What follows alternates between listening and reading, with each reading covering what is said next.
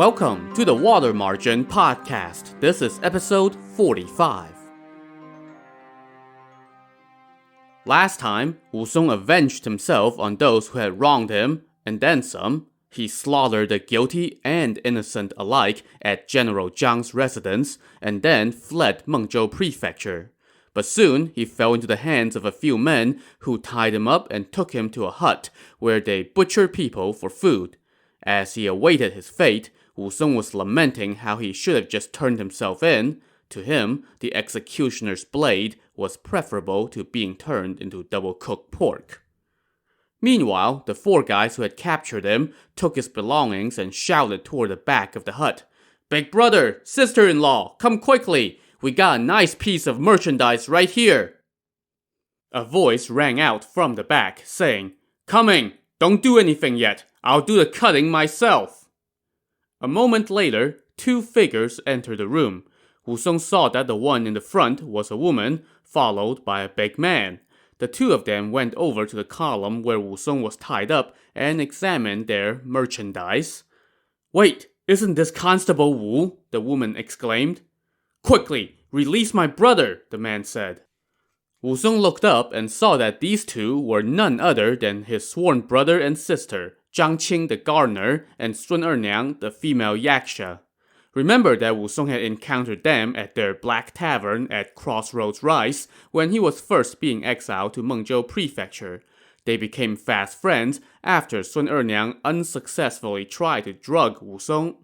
As it turns out, their business was a regional chain, as they had several locations in the area, and Wusong had just narrowly escaped becoming a special combo meal at one of the franchise's other locations. The men who had captured him were shocked at this turn of events. They quickly untied him and gave him back his clothes. His headscarf had been torn to shreds when they captured him, so for now they gave him a broad-brimmed felt hat to keep his hair out of his face. Then, Zhang Qing invited him to the guest parlor out front and asked him what the hell happened. Wusong recapped the last couple episodes for Zhang Qing and company, all the way up to his capture by Zhang Qing's men. The four of them now kneeled and kowtowed to Wusong, saying, "We are all Brother Zhang's employees. We've been losing at the gambling house the last few days, so we went into the woods to look for some business. We saw you coming down a back road, covered in blood and resting in the temple.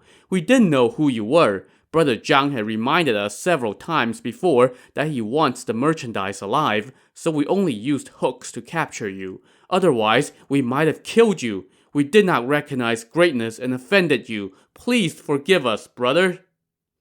Zhang Qing and Sun Erniang laughed and said, "We were worried, so we told them to bring the merchandise to us alive.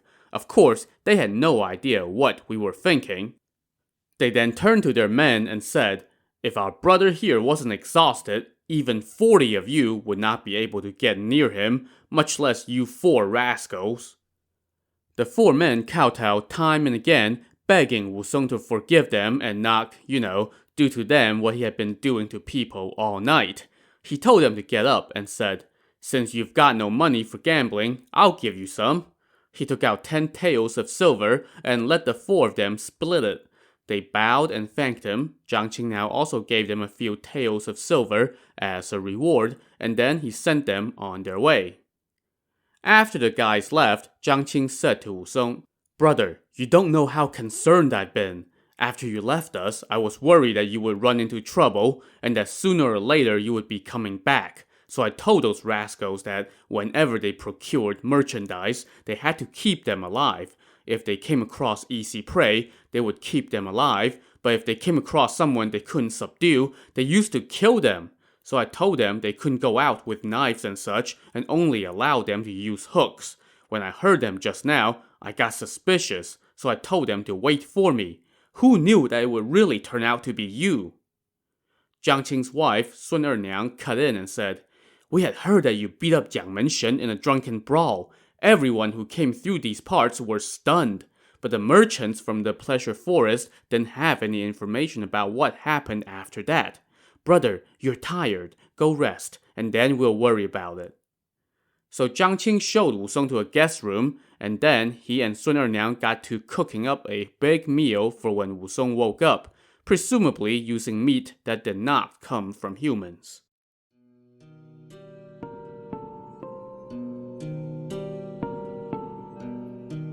Meanwhile, all hell was breaking loose back in Mengzhou Prefecture. Despite Wu Song's best efforts, there were some survivors in General Zhang's residence. They stayed in hiding until around 5 a.m. When they emerged, they started yelling for help. Attendants and guards came running, but all the neighbors stayed as far away as they could, not wanting any piece of whatever just went down. Folks from the general's household now went to the prefect to report what happened.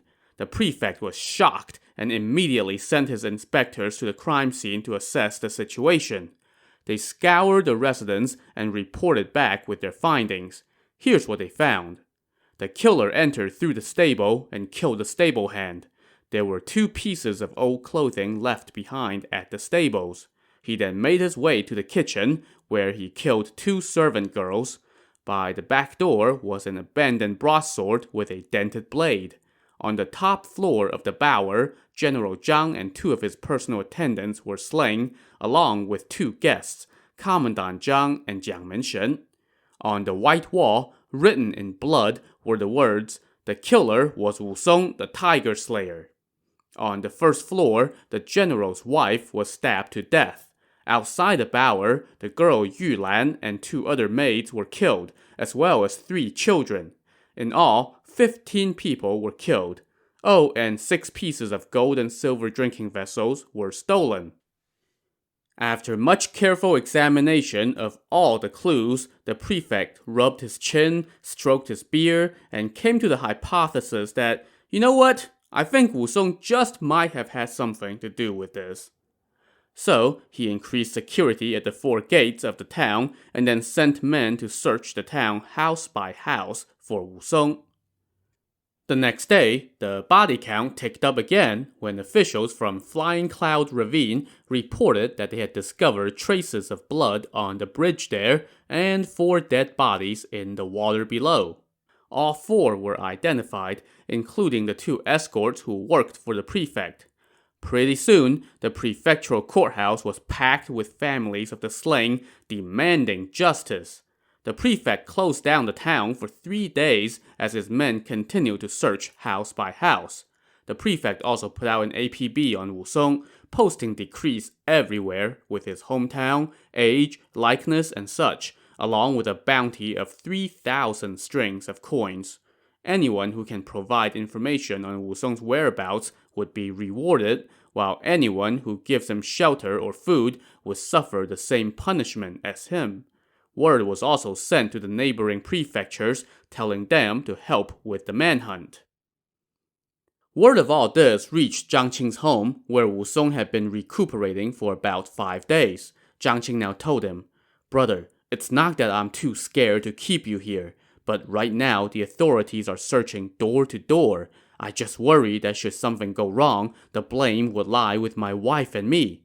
But I do have a good place for you to go. I've mentioned it to you before, I just don't know if you're willing to go or not." Wu Song said, "I've also been thinking these last few days about how this thing would no doubt blow up, and how I can't stay here when it does. I only had 1 brother, and my wicked sister-in-law killed him. I managed to make it here, but then was framed. My other relatives are all gone. If you have a good place for me, of course I will go. Where is this place?" "There is a precious pearl monastery on Double Dragon Mountain, which lies within the borders of Qingzhou Prefecture," Zhang Qing told him. "Lu Zhishen, the flowery monk, and Yang Zhi, the blue-faced beast, have become bandits there. Even the authorities in Qingzhou do not dare to have any design on them. That is the only place where your safety can be guaranteed. If you go elsewhere, you will be caught eventually. They've often written to us urging us to go join their gang, but I'm very attached to this place, so I haven't gone yet. I'll write them a letter and tell them about your skills. On account of me, they will no doubt take you in." "You're quite right, brother," Wu Song said. "I have been thinking about that as well. It's just that the timing had not felt right before. But now, I've committed murder and have nowhere to go. That place is perfect. Brother, write me that letter right away, and I'll set out today." So Jiang Qing wrote the letter, gave it to Wu Song, and laid out food and wine to see him off. But his wife Sun Erniang pointed at Jiang Qing and said, "How can you have our brother go out there just like that? He's going to be captured for sure." "Sister-in-law, why do you say I can't go out like this or I'll be captured?" Wu Song asked. "Brother-in-law, right now the authorities have sent decrees everywhere, offering 3,000 strings of coins for your arrest, and your likeness and information are posted everywhere. And you have 2 criminals' tattoos on your face. How can you deny who you are?" "Well, he can just cover up the tattoos with a couple bandages," Jiang Qing suggested. But Sun Erniang chuckled. "Well, aren't you the clever one? How can that stupid idea fool the authorities? Now, I do have another idea, but our brother might not go along with it." "I'm trying to flee calamity. I will do anything," Wu Song said. "All right then, but don't take offense when I tell you," Sun Erniang laughed out loud. "Sister-in-law, just tell me." So Sun Erniang explained. "A couple years ago, a pilgrim monk came through here, and I drugged him and got a few days' worth of bun fillings out of him. But he left behind a metal hoop that he used to bound his long hair, a set of monk clothing, a black robe, a multicolored sash, a monk's certificate, a rosary made of 108 skull bones, and a shark skin sheath containing a pair of fine steel knives embossed with a snowflake pattern. Those knives often groan at night. You saw them last time you were here. Since you're on the lam, the only way to escape is to cut your hair in long bangs to resemble a pilgrim monk. That way, your hair would cover up the criminal's tattoos on your forehead. You also have the monk's certificate as your identification. His age and appearance resemble yours. This must be predestined. You can assume his identity. Who would question you on the road? What do you think?" Jiang Qing clapped and said, "Wife, you are quite right. I had forgotten all about that." He then asked Wu Song what he thought about the idea. "It could work," Wu Song said, "but I might not look like a man of religion." "Well, let's try it and see," Jiang Qing said. So Sun Erniang took out the pilgrim monk's stuff and had Wu Song put on the clothes. "They look like they were made for me," Wu Song said as he looked at his wardrobe.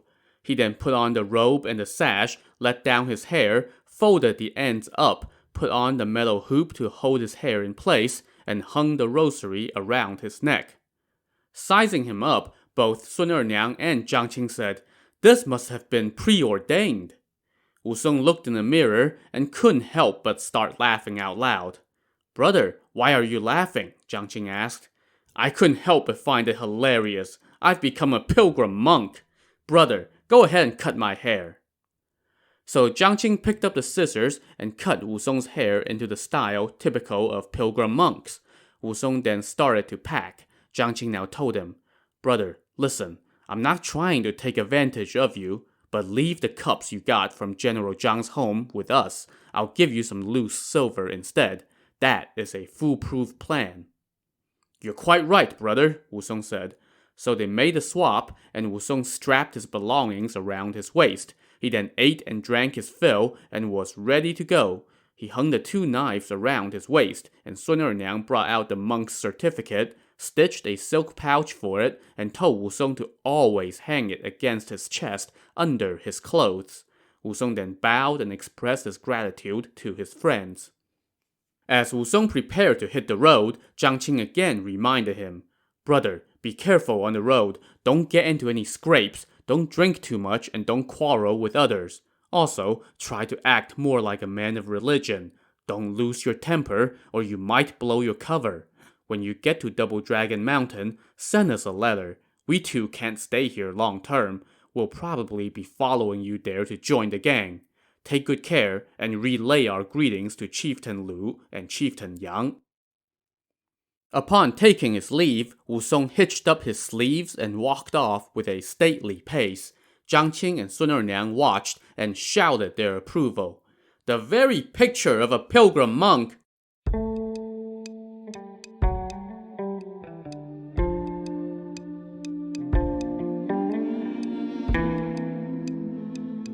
It was now the 10th month of the year, and the days were growing short.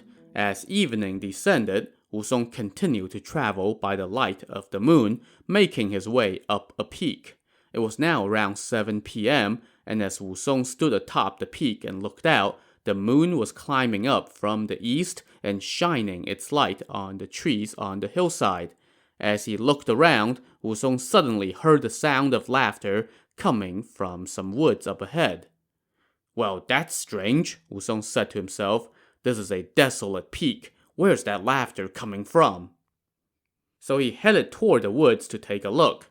There, amid the pine trees, he saw a cemetery temple situated next to a hill. It was a thatched building with about a dozen rooms or so. One of the windows was open, and through the window, Wusong could see a Taoist priest holding a woman and laughing as he looked out at the moon. Now, remember that messing around with women was highly inappropriate behavior for a man of religion, and the sight of this Taoist priest with his arms wrapped around a woman roused the anger in Wusong's heart. How can a man of religion engage in such shenanigans? He thought to himself. And as that thought flashed across his mind, he unsheathed the 2 steel knives hanging around his waist. He looked at the blades under the pale moonlight and said to himself, "These are fine blades, but I haven't had a chance to use them yet. I should test them out on that wicked priest." So he sheathed one of the knives and hung the other from his wrist. He slipped his arms out of his robe and tied the sleeves of the robe around his waist to keep it out of the way. He then walked up to the temple and banged on the door. When the priest heard the banging, he just shut the window. So Wusong started banging on the doors again, but this time with a rock. After sufficient ruckus, a side door opened with a creak and a young acolyte came out. "Who the hell are you?" the acolyte shouted. "How dare you make such ruckus at our door at this hour?" Well, this poor acolyte had already chosen poorly when he decided to come out, and now he just made his poor decision even worse with his choice of words. Wusong glowered and shouted, "I'll dedicate my knife with this damn acolyte first!" Before he even finished speaking, his hand had already brought his blade down on the acolyte's head. With a thwack and a thud, the poor acolyte's head bid farewell to his neck, and the torso slumped to the ground. "Who dares to kill my acolyte?" the priest now shouted as he leaped out from the temple, wielding 2 fine swords and sprinting toward Wusong. "Good thing I don't keep my skills in the trunk," Wusong laughed. "This is gonna scratch my itch." So he and the priest fought, each wielding 2 blades under the silver moonlight. Their shimmering weapons flashed, encased in swirls of icy vapor. After a dozen bouts or so, Wusong gave his foe an opening, and the priest fell for it, hacking at him with both swords. But Wusong dodged the blow, and as he whirled around, one of his knives sliced across the priest's neck, sending his head rolling off to one side, while the priest's body collapsed to the ground. Having sated his bloodlust, Wusong now shouted toward the temple, "The woman inside! Get out here! I won't kill you, I just want to ask you some questions." Now, as we have seen in the last episode, when Wusong told somebody that he wasn't going to kill them, that promise really didn't carry a whole lot of water these days. But the woman inside had no choice, so she came out, fell to her knees, and started kowtowing to Wusong. "Stop kowtowing to me," he said. "Just tell me, what is this place? What's your connection to that priest?"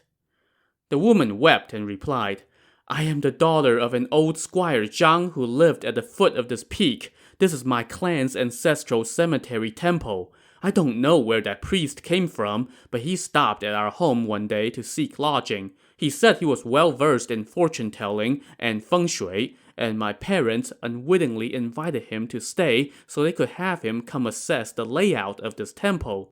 He deceived them into asking him to stay for another few days. One day, he saw me and refused to leave. He ended up staying for 3 months, and he killed my parents, my brother, and my sister-in-law. He then forced me to stay here with him. That acolyte was also somebody that he abducted from somewhere. This place is called Centipede Hill. He liked the feng shui of this place, so he dubbed himself the Flying Centipede. Do you still have any family? Wusong asked. I have some relatives, but they are all farmers. Who among them would dare to quarrel with him? Did he have any money? He has embezzled a couple hundred taels of gold and silver. In that case, hurry and pack it all up. I'm going to burn down this temple in a minute. Sir, would you like some wine and meat? If you have some, then yes, treat me. Please come inside the temple. Is this a trap? Sir, how many heads do I have that I would dare to trick you? Thus reassured, Wusong followed the woman into the temple, and there were indeed wine and meat on a table next to the window. So Wusong helped himself to a hearty meal while the woman packed up the valuables inside the temple. Wusong then started a fire inside the building. As he watched the place burn, the woman presented him with a bundle of gold and silver, begging him to take it and spare her life in return. I don't want your money, he told her. Keep it for yourself. Now leave, quickly. The woman bowed and thanked him, and then made her way down the peak. Wusong then threw the two headless corpses into the fire to incinerate the evidence of what had transpired. He then sheathed his knives and resumed his journey, making his way over the peak that night and continuing toward Qingzhou Prefecture.